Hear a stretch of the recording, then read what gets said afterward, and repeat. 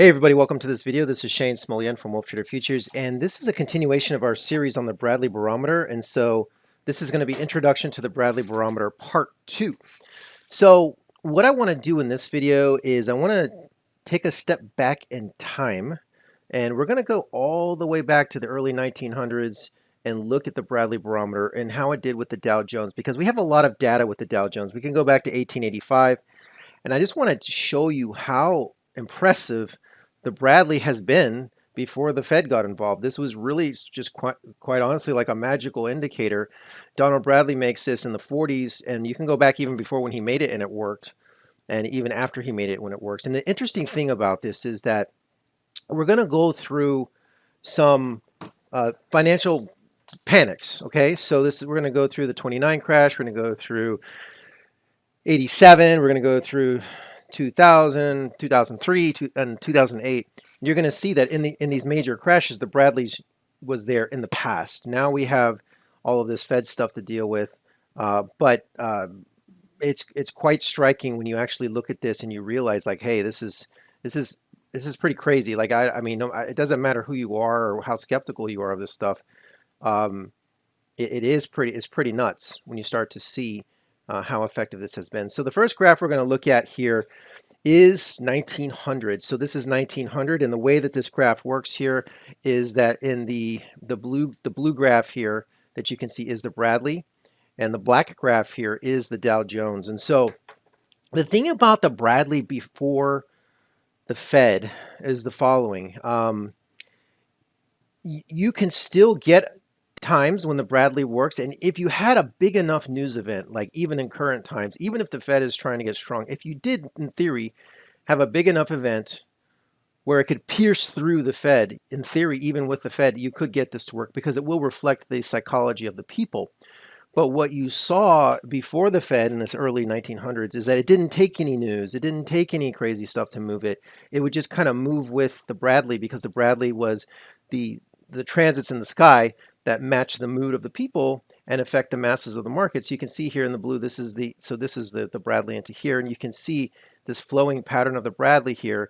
It really does a nice job of tracing out the market. This is 1900 through 1907.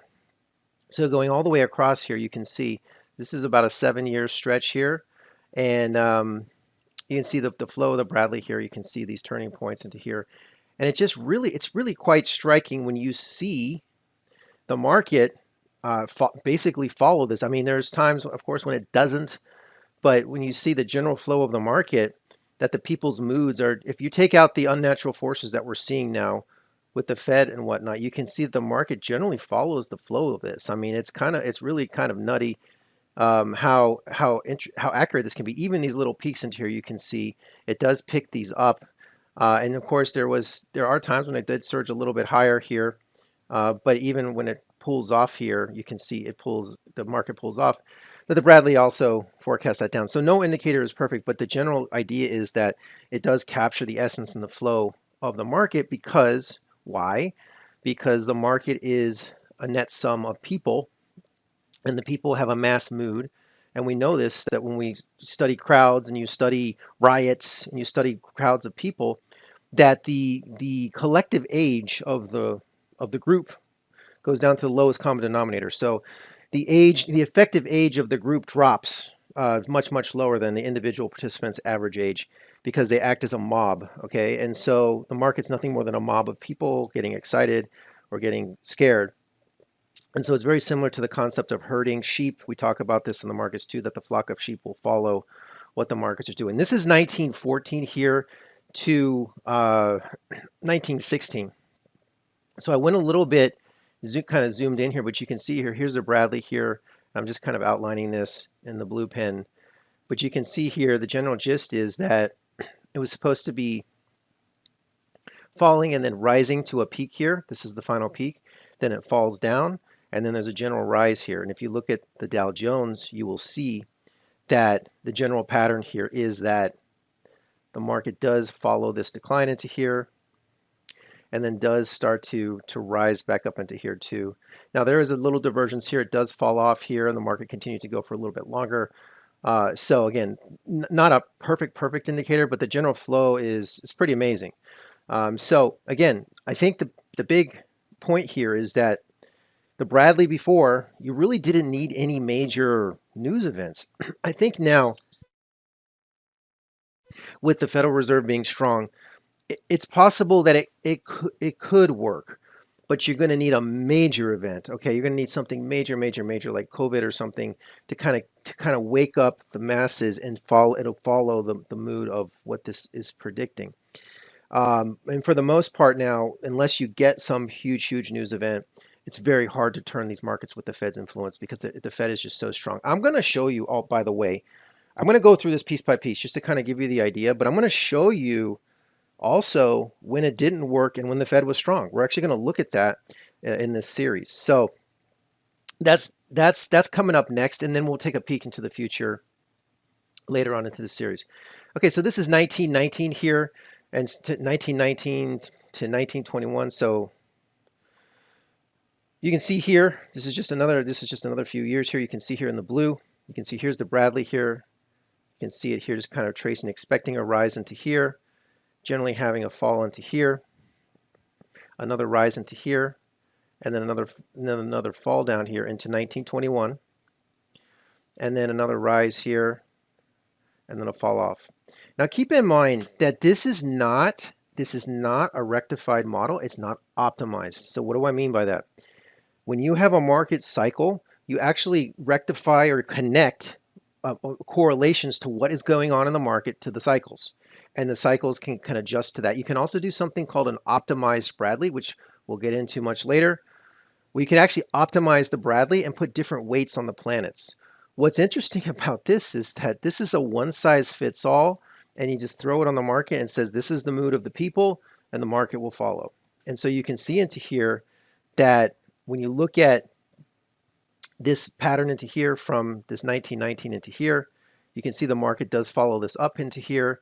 It even does this little double dip into here. You see this right here when it makes this low into here, goes up. You can see it's predicting, there's a top into here that it predicted, follows it down. Now in this case, the market did turn a little bit before, but the Bradley turns here.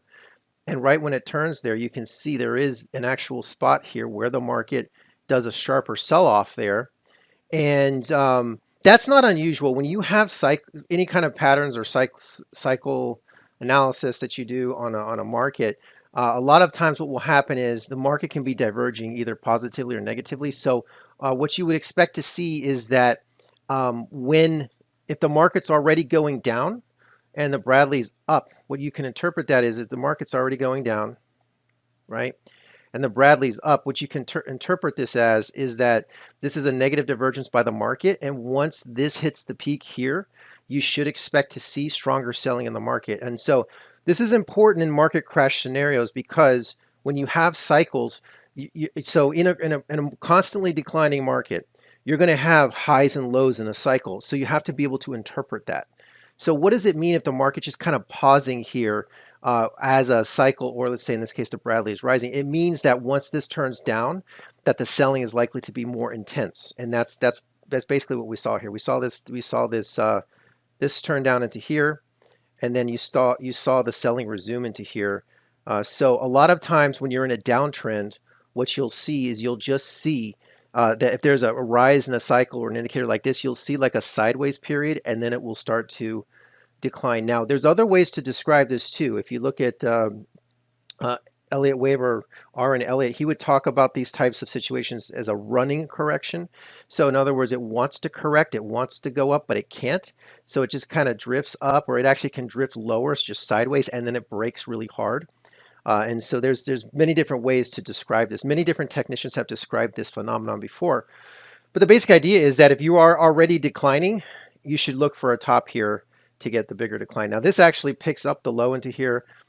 So you can see here's your low into here on the Bradley. And then right here, you can see the low on this graph here. Let me just clear this out so you can see the year again. Sorry. I want to make sure you guys can see this perfectly here.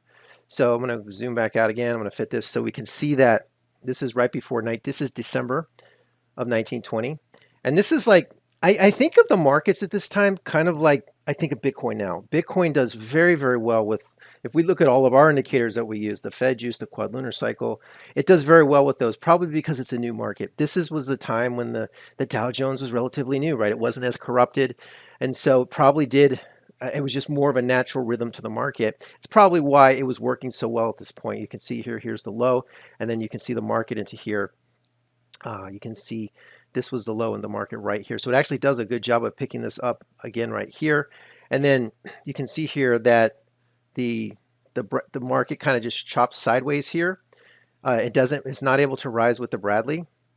So that indicates that there's still some bearish pressure into there. So as the Bradley goes up like this, just push this back into this light blue. As the Bradley goes up like this, you can see that same concept applies again. So you have a weak market, the Bradley's rising, and you have this negative divergence with price. And then the minute that the Bradley turns lower, okay, you're going to see the price come down even harder into here. So that's what we see. So we saw the same concept again. And while this isn't necessarily a running correction would be in the direction of the trend, right? That can happen too.